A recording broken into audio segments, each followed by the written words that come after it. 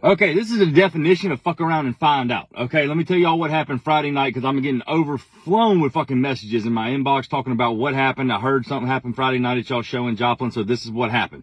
All right, me, Chad Prather, Dustin Sims, Jesse Payton, we are on tour for the next 6 weeks. We're going to Houston, Birmingham, you know, a couple different places around the country, trying to get me back out on tour. I got canceled out last year because of a bunch of left people who decided they didn't like me, and they called all the damn venues and canceled out my tour. But these boys put together this in order to get me back out on the road. Now, Friday night, Jesse's already went on, Dustin's already went on, Chad is about 3/4 of the way through his set. I've got about 8 to 10 minutes before I go on. Me and Uncle Ronnie are standing out back of the venue at the back door getting some fresh air, talking about the tour and stuff like that and how we're going to kind of play this out for the next 6 weeks. Now, there is a guy walking down the sidewalk that is talking to himself. I thought he had AirPods in, that he was talking to somebody. We have the back door of the venue open that leads to backstage. He walks right past us into backstage. Now, me and Uncle Ronnie look at each other. We're like, I don't think he's supposed to be in there. So we run in there and grab him and say, hey, man, look, this is a private event. You know, if you got a ticket, go around the front door. So we walk out of the back door with him, and he turns around and he goes, where's the front door to this place? I said, it's around the corner right there to the left. He looks at me, he goes, if I got to come back over here, we fighting. I said, you really don't want these hands. These some bitches are rated E for everybody. Just letting you know that. But he kept on walking. So I was like, you know what? He's probably drunk or something. Not a big deal. Now, with that being said, I walked back inside to the green room where Jesse and Dustin were at. And I told them, I said, we got a guy that looks like he's on something. He's not in a good mood, and he's headed toward the front door. Now, keep in mind, right inside the front door is all of our merchandise booths on tour. It has my loved ones, my family, Jesse's loved ones and family, Dustin's as well. I told both of them, I said, you need to go to the front door and make sure that he's not causing any problems. By the way, they had no problem at all with this. They didn't ask any questions. They didn't ask what he said, nothing. They said, I got it.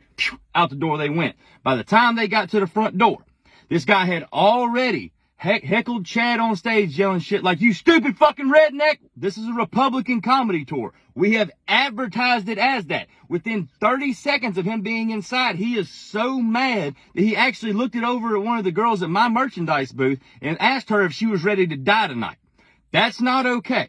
So Jesse and Dustin escorted him out.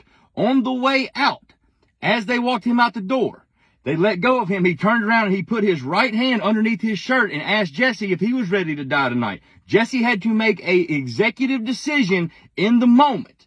He chose to protect not only Dustin, not only everybody inside, but also himself. And he laid this motherfucker out like a sack of potatoes. He knocked his front tooth out. The dude is laying flat backed on the ground. All right. Buck Wild Comedy Tour, come for the jokes, stay for the smoke. That's all I can tell you. This is the same shit that happened to me last year. These people are showing up to my shows, knowing my views, just to get pissed off. The only difference between last year and this year is that we're kind of handling business this year.